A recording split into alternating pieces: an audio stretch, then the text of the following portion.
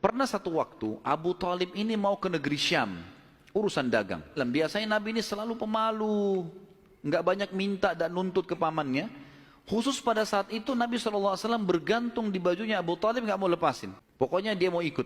Abu Talib heran, nggak pernah Nabi SAW berperilaku begini. Musyawarah sama istrinya, nggak pernah Muhammad begini. Kenapa seperti ini? Pasti ada sesuatu gitu. Maka setelah musyawarah kayaknya dibawa aja deh. Dibawalah ke negeri Syam. Pergilah Nabi SAW bersama dengan Abu Talib dan kafilahnya. Pada saat mau tiba di negeri Syam, sebelum tiba di negeri Syam, kafilah ini melewatin sebuah gereja teman-teman sekalian, dan di situ ada satu pendeta bernama Bahira. Dan ini riwayat Bukhari Muslim menceritakan masalah itu ya. Dan sampai sekarang di negeri Syam masih ada puing-puingnya gerejanya Bahira ini. Pada saat melewatin kafilah ini melewatin gereja, si Bahira ini kepala pendeta di gereja itu memang lagi nunggu informasi tentang Nabi terakhir nih. Dia ngeliat-liat di jendela gerejanya, setiap kafilah lewat dilihat sama dia, terutama yang dari Jazirah Arab. Secara kebetulan dengan hikmah ilahi lewat kafilahnya Abu Talib. Dan kafilah ini agak berbeda dengan yang lainnya. Kafilah itu berarti 3 unta ke atas ya, baru dinamakan kafilah. Waktu lewat kafilah Abu Talib ini, ada awan yang menaunginya. Beda dengan kafilah lain, padahal lagi terik matahari. Dan tidak sengaja kafilah Abu Talib istirahat di sebelah gereja, dan ada pohon-pohon kurma yang berderet, itu semuanya seperti menundukkan daun-daunnya ke kafilah itu. Pendeta ini perhatikan, kafilah tanya ini, kirim satu orang, tanya mereka kafilah dari mana nih? Jawabannya dari Jazirah Arab. Dari mana? Dari kota Mekah. Kata Bahira, hidangkan makanan sebaik mungkin di gereja, undang semua kafilah ini masuk makan. Diundanglah. Ringkas cerita, masuklah mereka untuk makan. Dan pada saat satu kafilah ini masuk, yang ditinggalkan di situ hanya Nabi SAW. Nabi nggak boleh masuk karena tradisi orang Arab dulu aib kalau anak kecil ikut makan. Nanti selesai orang tua makan baru makan. Baiklah. Waktu lagi makan, Bahira ini memperhatikan satu persatu orang-orang Quraisy ini, wajahnya, karena mereka tahu cirinya Nabi terakhir. Alisnya, wajahnya, mukanya, kulitnya, jalur nasabnya semua jelas. Tidak ada tanda-tanda kenabiannya. Ini mukanya muka biasa semua. Si Bahira tanya, apakah masih ada dari kafilah kalian yang tidak ikut makan? Kata mereka, ada satu anak kecil di depan, kami suruh jaga barang kami. Kata Bahira, boleh saya ketemu? Oh silahkan. Mereka lagi asyik makan. Bahira keluar menemui Nabi SAW. Nabi lagi duduk di bawah pohon. Lalu Bahira memanggil dia, mengatakan, hai anak kecil, ikutlah dengan saya. Kafilahnya disuruh jaga oleh beberapa pegawainya Bahira ini. Masuk di satu ruangan di gereja, kemudian Nabi SAW berdiri lalu kata, jadi orang Mekah begini teman-teman, di Mekah itu ada patung, namanya Lat dan Uzza. Lat dan Uzza ini 2 patung yang luar biasa dikultuskan di Mekah, hebat patung ini, menurut mereka. Jadi kalau bersumpah atas nama Lat dan Uzza sudah tidak mungkin berbohong. Kalau bohong kualat nih. Maka pendeta ini tahu Bahira, dia bilang, hai anak kecil, saya akan bertanya kepadamu atas nama Lat dan Uzza. Ini semua anak kecil sampai orang tua di Mekah tahu nama ini. Dan mereka ketakutan kalau dengar nama ini. Apa jawaban Nabi SAW waktu itu umur 12 tahun. Maka beliau mengatakan, jangan engkau sebutkan 2 nama berhala itu karena aku membencinya. Aku tidak suka dengan patung itu. Penasaran Bahir. Diperhatikan wajahnya, alisnya, matanya Nabi SAW. Perlu teman-teman tahu ya, ciri fisik Nabi SAW itu luar biasa. Tersebutkan secara rinci di Taurat dan Injil. Allah mengatakan dalam Al-Quran, A'udzubillahi minasyaitonirrajim, ya'rifunahu kama ya'rifuna abna'ahum.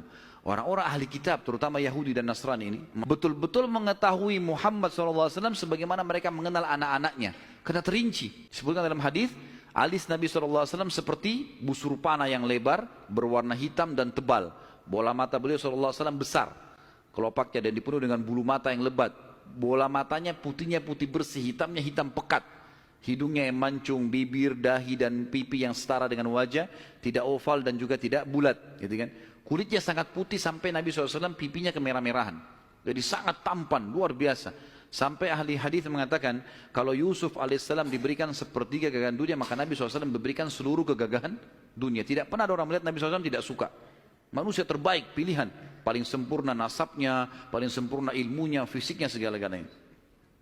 Bahira memperhatikan Nabi SAW, ini semua ciri yang disebutkan dalam Injil ada. Dia masih bimbang, dia ingin buktikan satu hal. Apa itu? Dalam Taurat dan Injil juga disebutkan nabi, setiap nabi itu punya tanda kenabian. Apa tanda kenabian teman-teman sekalian? Sebuah daging yang menggumpal di pundak sebelah kanan. Dan daging itu berwarna merah kehitam-hitaman dan dimiliki atau memiliki bulu yang lebat. Maka Bahira berkata, hai anak kecil, apa kau izinkan saya untuk melihat punggungmu? Dia mengatakan, iya silakan. Dibukalah oleh Nabi SAW. Begitu dia lihat tanda itu, lalu Bahira menciumnya dan mengatakan, kaulah orangnya. Ini khas untuk nabi-nabi dan sudah ditutup dengan Nabi Muhammad SAW. Sudah habis ceritanya. Pada saat itu, Bahira pun membawa Nabi SAW masuk ke dalam ruangan makan lalu berkata, siapa walinya anak ini? Kata Abu Talib, saya ayahnya. Abu Talib berkata, pamannya. Kata Bahira, tidak mungkin kau ayahnya. Anak ini mati ayahnya waktu dia masih 6 bulan di perut ibunya. Pendeta di negeri Syam tahu. Dan ibunya meninggal pada saat dia umur 6 tahun. Serta dia dibina dan dididik oleh kakeknya sampai umur 8 tahun. Dan kalau kau benar kerabatnya, kau adalah pamannya. Abu Talib kaget, dari mana anda tahu semua itu? Benar semua. Dia bilang, kami temukan dalam kitab kami. Ketahuilah, keponakan kau ini adalah nabi terakhir yang sedang ditunggu oleh orang-orang. Dan kalau orang Yahudi tahu dia dari turunan Arab, maka pasti mereka akan membunuhnya sebagaimana mereka berusaha membunuh Isa alaihissalam. Ketahuilah, keponakan kau ini adalah nabi terakhir yang sedang ditunggu oleh orang-orang. Dan kalau orang Yahudi tahu dia dari turunan Arab, maka pasti mereka akan membunuhnya sebagaimana mereka berusaha membunuh Isa alaihissalam. Kalau mereka tidak suka, mereka tolak, gitu kan? Maka jangan bawa ke negeri Syam, bawa pulang ke Mekah segera. Akhirnya dibawa pulanglah Nabi SAW ke Mekah pada saat itu. Waktu dibawa pulang ke Mekah, setelah tiba di Mekah, maka ada kejadian kecil di sini dan kita tutup dengan ini tentunya. Waktu sudah pulang ke Mekah, Abu Talib sudah mulai ketakutan karena dia sudah dengar informasi tentang ponakannya nih. Zaman dulu juga teman-teman sekalian, ada tradisi buruk ini sebenarnya, tradisi buruk juga. Seringkali dukun-dukun dan peramal ini menjual jasa.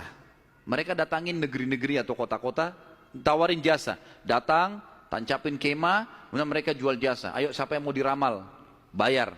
Gitu kan? Seperti itulah.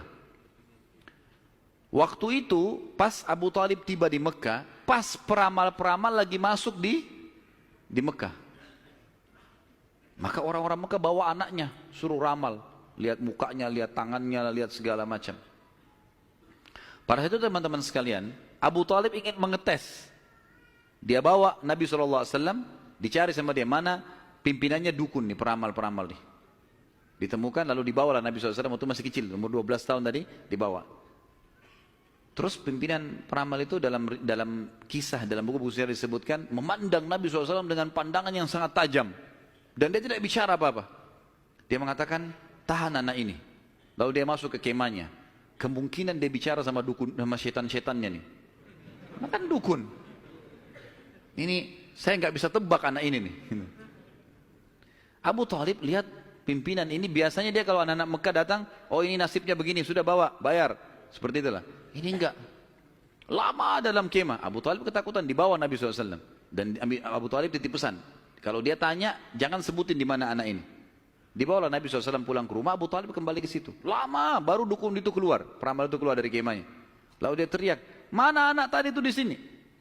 Nggak ada yang nyaut, karena Abu Talib sudah titip pesan. Abu Talib waktu itu termasuk anaknya Abdul Muttalib, Raja Mekah. Tapi Abu Talib tidak dinobatkan jadi raja pada saat itu kan. Maka mereka diam. Yang kedua kali, mana anak itu di sini? Sampai 3 kali, kesimpulan terakhir, kata peramal itu, kita tentu tidak percaya peramal, tapi dia mengatakan, ya, kalau anak itu memiliki kedudukan yang sangat tinggi, dan dia akan memimpin dunia, begitu loh bahasanya. Dengan ini teman-teman sekalian, maka orang-orang Mekah jadi lebih yakin kalau Nabi SAW ini punya kedudukan, walaupun kita secara orang Muslim tidak percaya dengan dukun semua, tapi historinya begitu, secara histori seperti itu. Allahu a'lam.